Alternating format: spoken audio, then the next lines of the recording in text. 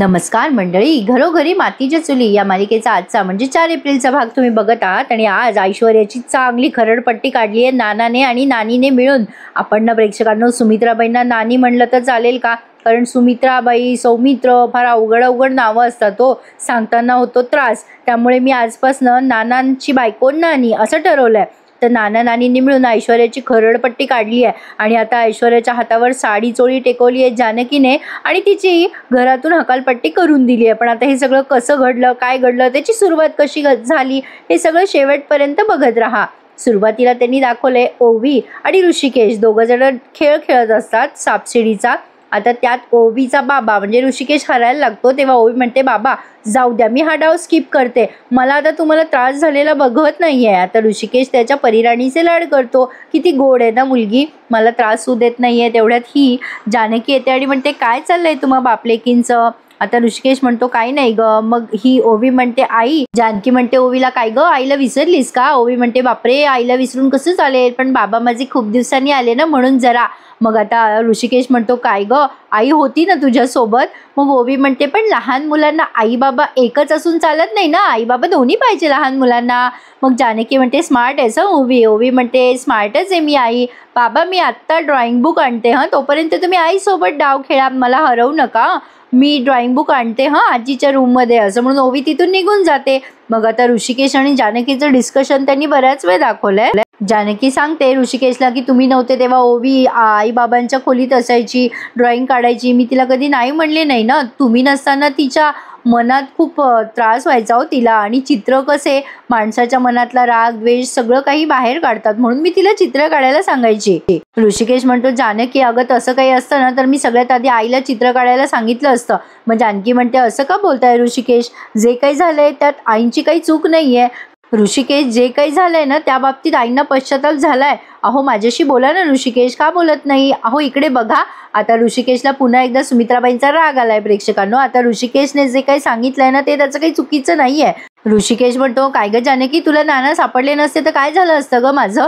जानकी म्हणते, असं का बोलताय तुम्ही ऋषिकेश, असा का विचार करताय? मग ऋषिकेश म्हणतो, अगं जानकी मी जेलमध्ये बसून खूप विचार केला ग, मी न केलेल्या माझ्या वडिलांच्या खुनाबद्दल जेलमध्येच बसलो असतो, तू जर माझ्या वडिलांना शोधलं नसतं तर. इकडे ऐश्वर्या सयाजीरावांशी बोलत असते फोनवर आणि सयाजीरावांना म्हणत असते, डॅडा मला कळत नाहीये ते नाना सापडले त्या जानकीला, ठीक आहे पण त्या नानांनी कोर्टात असं का सांगितलं की त्यांना कोणीच लोटलं नाही, मला जरा टेन्शन आलंय डॅडा. नाना असे का बोलले असतील, का बरं ते म्हातारा असं बोललं असेल? आता तिकडनं काय बोलले सयाजीराव माहित नाही, पण ऐश्वर्या ठीक आहे म्हणते आणि फोन ठेवून देते. पलटते तर काय, सारंग असतो मागे उभा. आता ऐश्वर्या घाबरते आणि विचार करते, बापरे याने माझं बोलणं ऐकलं तर नसेल. असं किती वेळेला त्यांनी गंडवलंय आपल्याला प्रेक्षकांनो. सारंग मागेच असतो पण ऐश्वर्याचं बोलणं ऐकत नाही. आता आई तेच झालंय, आता ऐश्वर्याचं बोलणं तो ऐकत नाही आणि म्हणतो, ऐश्वर्या नानांनी का नसेल नाव घेतलं हो, त्यांना कोणी ढकललं असेल. पण खरं सांगू का ऐश्वर्या, लाज वाटते, मला लाज वाटते. आता ऐश्वर्याला वाटतं खरंच याने आपलं बोलणं ऐकलं का काय, पण सारंग लगेच पलटतो आणि म्हणतो, सॉरी हो ऐश्वर्या, वहिनी जेव्हा बोलली ना की तुम्ही ढकललं ना तेव्हा माझ्या मनात पण असं झालं होतं, पण मी माफी मागतो तुमची, माझ्या मनात असं यायला नको होतं ना ऐश्वर्या, माझं चुकलं हो, मी तुमच्यावर शंका घेतली, खरंच माझं चुकलं ऐश्वर्या.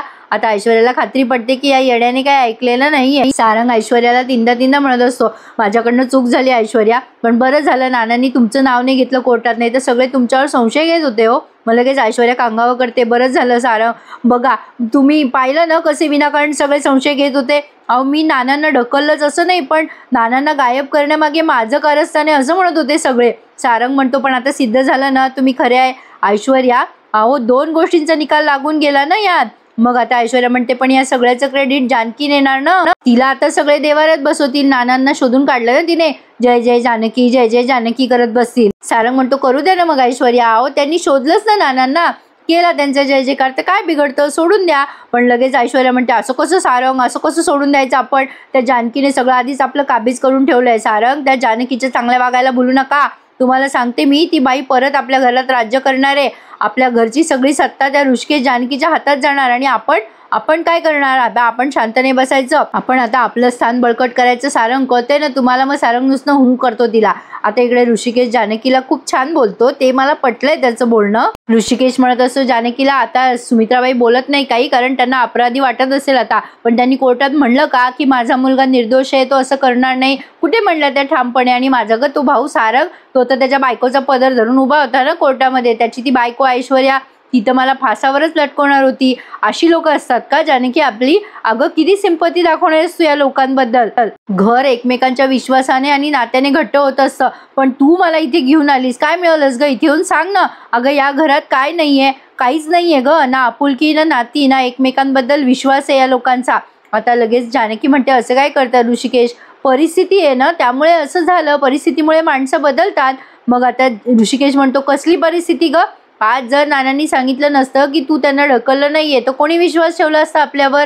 आपल्याला या घराच्या बाहेर तर जावंच लागलं असतं. पण माझं काय झालं असतं विचार कर. जानकी म्हणते, हो मला सगळं कळतंय ऋषिकेश, मलाही कळतंय की नानांनी सांगितलं, मी नाही ढकललं, पण नानांनी असं का सांगितलं की ते पाय घसरून पडले त्यांचे ते? ऋषिकेश म्हणतो, मला ना आता ही न सुटणारी कोडी झालेत. काही कोडी आहेत आणि न सुटणारी ही माणसं आहेत. हे बघ, आता मलाही प्रश्न पडलाय की नानांनी हे का नाही सांगितलं कोर्टामध्ये? नानांनी हे का लपवलंय? त्याचा मला प्रश्न पडलाय. जानकी म्हणते, मला पण प्रश्न पडलाय ऋषिकेश. मग ऋषिकेश म्हणतो, अगं तू दोषी नाही आहेस हे मला माहिती आहे, पण ती ऐश्वर्या दोषी आहे हे मला चांगलं माहिती आहे. मी नानांना जाऊन विचारतो त्यांनी असं का केलंय म्हणून. आता जानकी म्हणते, थांबा ऋषिकेश, माझ्याही मनात तोच प्रश्न आहे, पण त्यामागे काहीतरी कारण असेल. नाना असं का वागले त्यामागे काहीतरी असेल, त्यांच्या डोक्यात काहीतरी चाललं असेल, त्याशिवाय ते असे बोलणार नाही. हे बघा ऋषिकेश, नाना असे का वागले त्यामागे काहीतरी कारण असेल, आपण त्यांना विचारूया.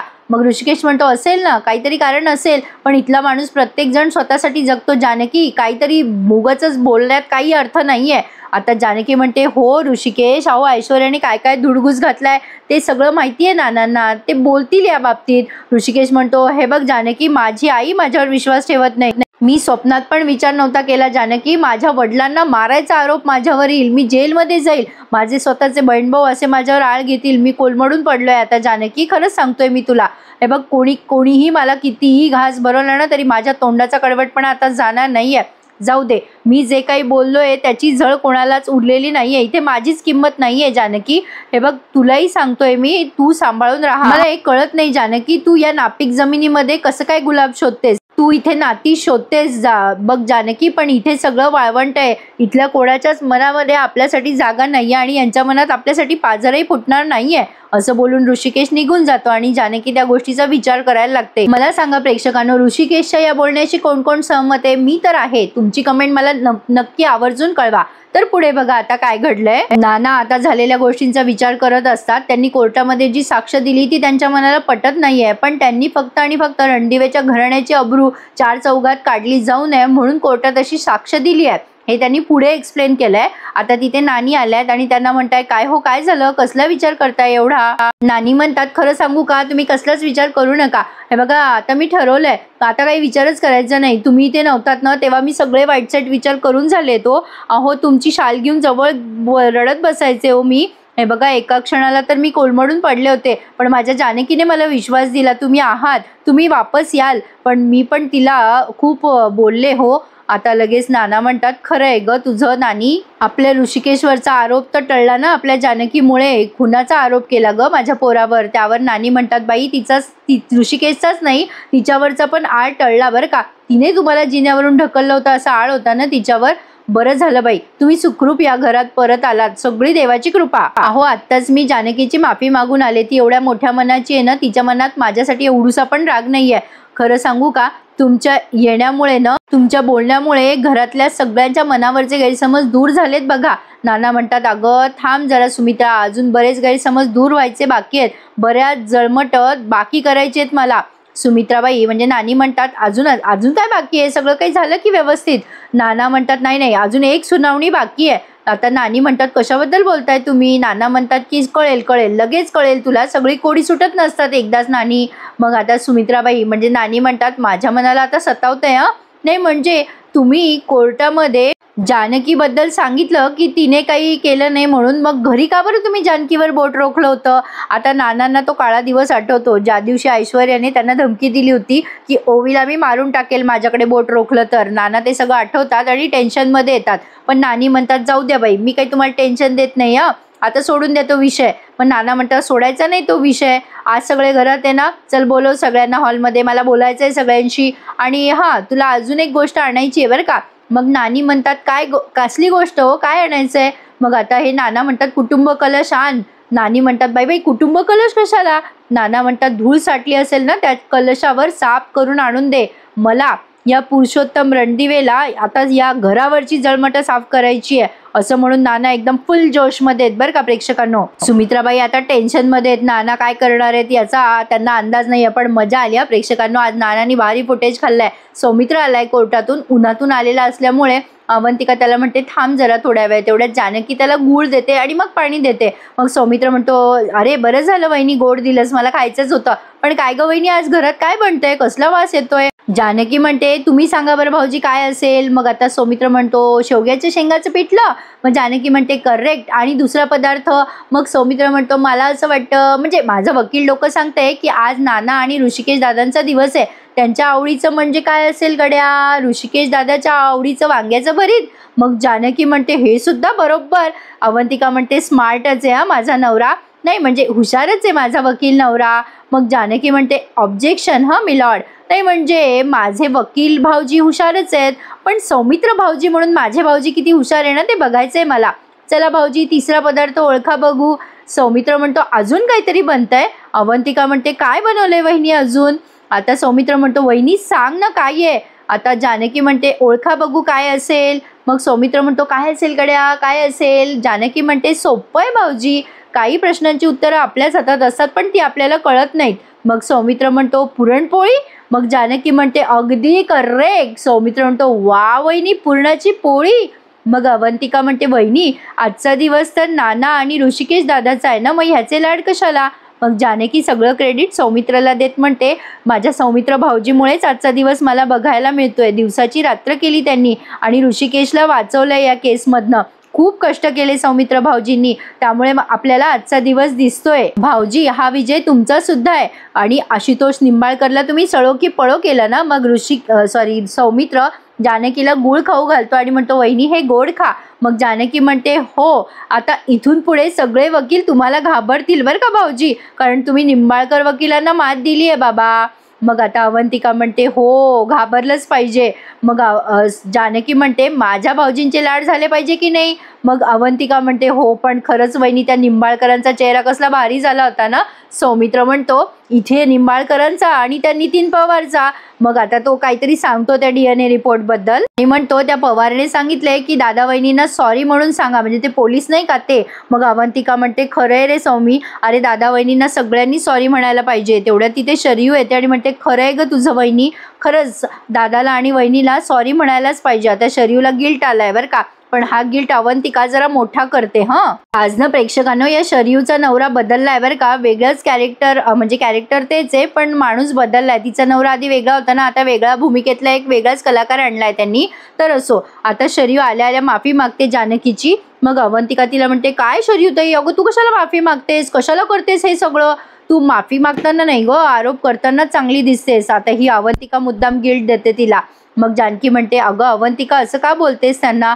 मग लगेच अवंतिका म्हणते नाही वहिनी, अहो एक निर्दोष माणूस सुटला तर पाहिजेच, पण निर्दोष माणूस सुटत असताना त्याला जो त्रास दिला जातो ना तो जास्ती महत्वाचा आहे ना शरुताईसाठी. म्हणजे आज ऋषिकेश दादा निर्दोष सुटले ते ठीक आहे, पण आधीचं काय ग शरुताई, त्या ऐश्वर्याचं ऐकून ऐकून तू किती घाणेरडे आरोप करत होतीस ग ऋषिकेश दादावर आणि जानकी वहिनीवर, आहे ना तुझ्या लक्षात? काय ग शरुताई, स्वतःच्या भावावर संशय घेताना काही नाही वाटलं का ग? काय मिळालं तुला? आला तुझ्या हातात पश्चातापच ना. आता शरयू लागते रडायला. जानकी म्हणते जाऊ दे ग अवंतिका, माणूस चुकतोच कधी. मग आता ही अवंतिका म्हणते अगं चुकतो ग वहिनी, माणूस चुकतो, पण माणसाने स्वतःच्या विचाराने चुकावं, दुसऱ्याच्या विचाराने नाही. अवंतिका भारी बोलली ना प्रेक्षकांनो. आज अवंतिका केली 1 लाईक बनताय. अवंतिका म्हणते काय ग ताई, त्या ऐश्वर्याच्या ऐकण्यावरून तू स्वतःच्या माणसावर संशय घेतलास, तुला काहीच नाही वाटलं का? मग आता ही शरयू म्हणते अगं असं काय करतेस वहिनी, समोर सगळं खात्री पटण्यासारखं होतं ना, मग मला सांग मी काय करणार होते. नानांची डेड बॉडी दिसल्यावर मी विश्वास नसता का ठेवायचा त्याच्यावर. DNA रिपोर्ट पण नानांचेच आले, मी कसं खोटं मांडणार होते हे सगळं. शरू म्हणते सॉरी मी आता नाही वागणार वहिनी असं, मी दुसऱ्यांचं ऐकलं ग. मग जानकी मोठ्या मनाची, आपल्याला माहितीच आहे. जानकी म्हणते जाऊ द्या शरीवंश, माणूस चुकतो पण त्याची जाणीव झाली ना हे महत्वाचं.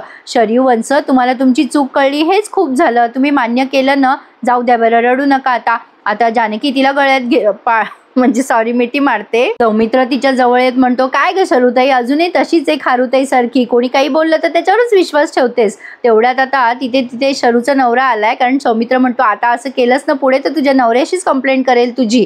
असं म्हणल्यावर तो विक्रांत तिथे हजर होतो आणि सगळेजण त्याचं प्रेमाने स्वागत करतात. तर हा आहे शरूचा नवरा विक्रांत, ज्याचा चेहरा आता बदललाय. म्हणजे आधीचा विक्रांत नाहीये, आता हा नवीन विक्रांत आहे. आता हा सौमित्र त्याला वेलकम करतो, ते सगळेजण बसतात, त्याला पाणी बिणी दिलं जातं. मग आता तो विचारपूस करतो सगळ्यांची, सगळे कसे आहात कसे नाही. मग तो म्हणतो अरे मी कोर्टात गेलो होतो पण तिथे कळलं मला सगळेजण तुम्ही घरी आलात. मग जानकी त्यांना चहा पाणी करते. विक्रांत म्हणतो आणि तसंही मला माझ्या बायकोला सरप्राईज द्यायचं होतं म्हणून गाडी वळवली आणि थेट इकडे आलो. मग जानकी चिडवते बघा अवंतिका, सौमित्र भाऊजी आपल्या शरूवंशाचा चेहरा बघा कसा झालाय, आनंद ओसंडून वाहतोय शरूवंशाच्या चेहऱ्यावर. आता जानकी म्हणते बसा मी आत्ता आले, चहा टाकते. मग आता सौमित्र म्हणतो अरे बाबा पुढे मोठा बेटे, आता चहा पी फक्त. मग जानकी म्हणते हो भाऊजी जेवल्याशिवाय जायचं नाहीये. मग आता तेवढ्यात हा विक्रांत म्हणतो माझ्या सासू सासऱ्यांना भेटून येतो बुवा. आता नाना नानी फुल जोशमध्ये आहेत बरं का प्रेक्षकांनो. मला तर वाटलं तो कलश घेऊन आता काशी यात्रेला जातात की काय, सॉरी पण बघा ना तसंच काहीसं वाटतंय. आता त्यांना बघून सगळे शॉक होतात, अशा पोझिशनमध्ये का आलेत नाना नानी, काय झालं असेल. नाना एकदम सस्पेन्सरित्या चालत येतात समोर, सगळे आश्चर्यचकित होतात. नाना नानीला काय झालं. जानकी म्हणते नाना काय झालं. मग नाना म्हणतात की जानकी जा, मला सगळ्यांशी बोलायचे. आता तो कुटुंब कलश त्यांनी खाली ठेवलाय, ज्यामध्ये ते चिठ्ठ्या टाकून डिसिजन घेतात ना, तो कलश आहे. आता ते विक्रांतराव विचारतात नाना तुमची तब्येत कशी आहे. मग सुमित्राबाई म्हणतात तुम्ही कधी आलात विक्रांतराव. मग ते म्हणतात मी आत्ताच आलो. पण नाना कुटुंब कलश कशासाठी, काही घडलंय का. मग आता घरातले प्रत्येक जण म्हणजे ऋषिकेश, सारंग आणि ऐश्वर्या तेवढेच तिघजण गैरहजर असतात. ते तिघे जण समोर येतात. मग आता नाना सगळ्यांसमोर विषय काढतात. सारंग विचारतो काय झालं नाना, ऋषिकेश विचारतो काय झालं नाना.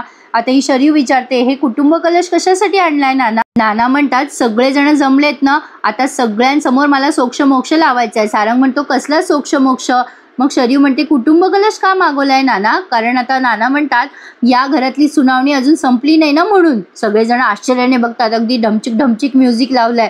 जानकी म्हणते असं का बोलताय नाना, सगळं तर व्यवस्थित झालंय ना. नाना म्हणतात नाही अजून जानकी, सगळं व्यवस्थित नाही झालंय. नाना म्हणतात तुम्हाला वाटतंय असं काही झालं नाहीये, पण मला माहितीये ना बरंच काही झालंय. जेव्हा शांतता असते तेव्हा तळाशी फार खोल काहीतरी रुजलेलं असतं. लांबून तळाशी जे साचलंय ते दिसत नाही, खूप कोडी घालून झालीत. आता ती कोडी सोडवायची वेळ आली आहे. आता नाना इतका सस्पेन्स क्रिएट करताय, नानीला आलंय टेन्शन. नाना म्हणतात कोर्टात जरी निकाल लागला असेल तरी घरातली केस संपली नाही अजून, एक सुनावणी आहे ती मला पूर्ण करायची आहे, खूप महिन्यापासून रखडलेली आहे ती. नाना म्हणतात की रखडलेली सुनावणी आज करायची आहे, खूप दिवसापासून रखडलेली आहे ती. आता ही जानकी म्हणते कसली सुनावणी नाना. मग आता नाना सांगतात कोर्टात मी सगळं काही खरंच बोललो, पण एक गोष्ट सोडून. विक्रम विचारतात कुठली गोष्ट, काय गोष्ट नाना, काय खोटं बोललात तुम्ही. मग नाना म्हणतात मी हे खोटं बोललो की जिन्यावरून माझा पाय सटकला, ते मी खोटं बोललो. मला कोणीही ढकललेलं नाही, तेही मी खोटं बोललो. मग ऋषिकेश म्हणतो हे काय सांगताय नाना. सगळ्यांच्या चेहऱ्यावर आश्चर्य आहे. आता या सुमित्राबाई म्हणजे नानी म्हणतात नाना तुम्ही असं का बोललात खोटं कोर्टामध्ये. मग हे नाना म्हणतात कारण आपल्या रणदिवे घरांच्या गोष्टी चव्हाट्यावर येऊ नये म्हणून. आता आपण घरात आहोत आणि घरातल्या सगळ्यांना ही गोष्ट अवगत करायलाच हवी. आता ऐश्वर्याची सॉलिड घाबरून गेलेली असते ऐश्वर्या. मग नाना म्हणतात आता ती गोष्ट मी घरातल्यांच्या समोर सांगणार आहे, सगळ्यांनी लक्ष देऊन ऐका. आणि आता लक्षात ठेवा ज्या माणसाने मला ढकललंय त्या माणसाने स्वतःहून समोर यायचं आणि माफी मागायची. जर त्या व्यक्तीने असं केलं तर मी त्या व्यक्तीला माफ करेल, तिने माफी मागितली तर. पण जर त्या व्यक्तीने असं केलं नाही तर माझ्या इतकं वाईट कोणीच नसेल, तर मात्र त्या व्यक्तीचं काही खरं नाही. त्या व्यक्तीला अजून समोर यायचं नाहीये असं दिसतंय. ठीक आहे नसेल यायचं तर नको येऊ देत. मी आता शेवटचे 3च आकडे मोजणार आहे. त्या 3 आकड्यामध्ये जर ती व्यक्ती समोर आली नाही तर सगळ्यांच्या समोर मी त्या व्यक्तीचं आता नाव सांगणार. आता ऐश्वर्या मनात विचार करत असते, नको नको नको नको नाना माझं नाव नका घेऊ असं ऐश्वर्या मनातल्या मनात बोलत असते. सारंगच येतो समोर आणि म्हणतो, नाना सांगा कोणी ढकललं तुम्हाला. पण नाना सारंगला काही भाव देत नाही आणि म्हणतात 1 2 3. आता त्यांचे 3ही आकडे मोजून झाले तरी पण ऐश्वर्या काही समोर आलेली नाहीये. आता मात्र नाना संतापतात आणि ऐश्वर्याच्या समोर जाऊन म्हणतात, काय ग ए बेशरम, तुला लाज नाही वाटत का ग? अगं एवढं सगळं करू नये नामा निराळ्यासारखी उभी राहिली का ग तू? इथे उभी राहिली आहे ना एवढं सगळं ऐकून, पण तुझ्याशी बोलतोय मी ऐश्वर्या, ऐकून येते का? ऐश्वर्या नानांकडे पाहुणं पाहिल्यासारखं करत असते. नाना म्हणतात, ऐश्वर्यानेच मला जिन्यावरून ढकललंय, ही ऐश्वर्याच आहे. आता त्यांचं वाक्य खूप घुमवलंय. मग लगेच सगळे रणदिवे एकदम शॉकमध्ये गेलेत, ब्लॅक अँड व्हाईट झालेत. ऐश्वर्या तर एकदम गुम बसलेली आहे. नाना म्हणतात, माझ्या बाबतीत जे काही झालं त्याची सगळ्या गोष्टीची सूत्रधार ही ऐश्वर्याच आहे. नानी एकदम टेन्शनमध्ये. नाना म्हणतात, हिने अगदी शांतपणे डोकं ताळ्यावर ठेवून खणखणीत आवाजात सांगतोय की त्या दिवशी जिन्यावरून मला ढकलणारी ऐश्वर्याच होती असं त्यांचं वाक्य घुमवलंय त्यांनी आणि ते त्या दिवशीचं सगळं चित्र व्हिज्युअलाइज केलंय.